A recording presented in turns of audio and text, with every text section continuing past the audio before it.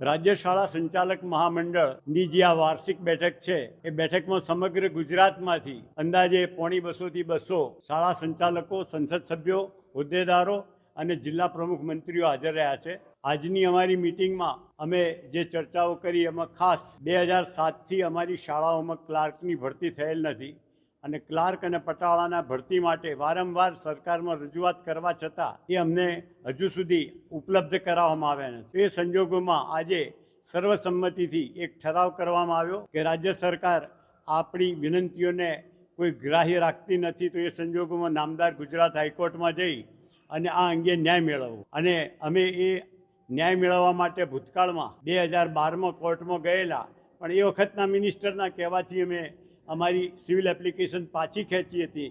ત્યારથી આજ દિન સુધી અમને કોઈ ક્લાર્ક આપ્યો નથી, એટલે ક્લાર્ક સંદર્ભે અમે કોર્ટમાં જવાના છીએ. આવા જ અવનવા વિડીયો જોવા માટે ફોલો કરો ઇન સેકન્ડ્સ.